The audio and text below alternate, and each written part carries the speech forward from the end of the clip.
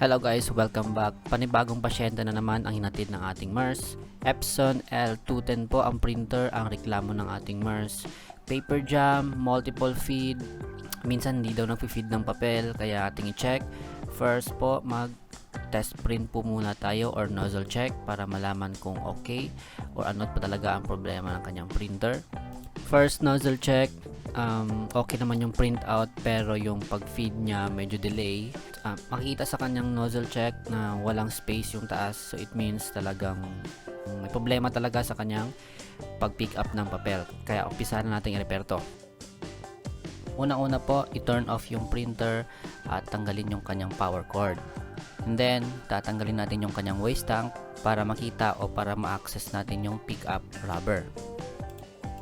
Ito ang makikita ninyo sa ilalim ng printer pagkatapos ninyong kunin ang waste tank. Tanggalin lamang yung maliit na spring. Ingatan po ninyo, itago po ninyo kasi mahirap po pag yan ay nawala. Next po natin tatanggalin yung holder po ng pickup rubber. Diyan po nanggagaling yung problema ng printer. Itong pickup rubber po ay napipihit lamang sa isang direksyon.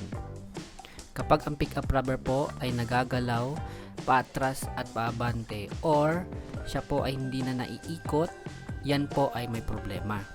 Sa kaso po ng printer na ito, hindi na po siya nagagalaw, hindi na po napipihit.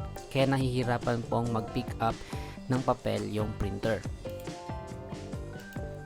At kitang-kita na nga na lumabas na yung parte ng spring na nasira sa loob ng holder. Ngayon, pwede po itong palitan at pwede rin po itong i-repair.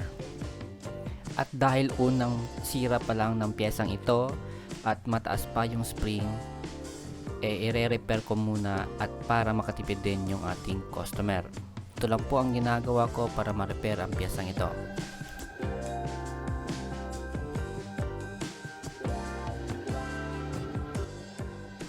Yun pong nabali at natanggal na piyesa, yun po ang gagayahin ninyo para gumana at maayos ang printer. Gumamit lamang po ng proper tools at konting ingat na rin para hindi masugatan ang inyong kamay.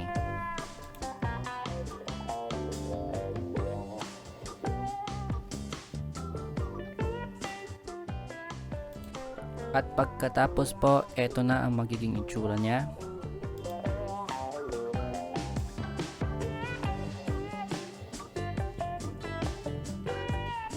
At pwede na po natin ikabit ulit sa kanyang holder para maikabit sa printer. Pwede na rin natin ikabit isa-isa yung ating tinanggal tulad ng spring, yung pickup rubber at yung waste tank.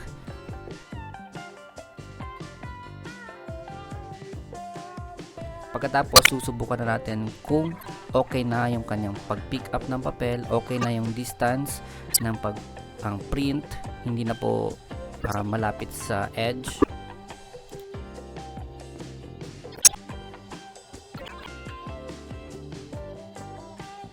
Okay na po ang printer na ito. Contact na lang natin yung customer para ma-pick up. See you sa next video. Salamat!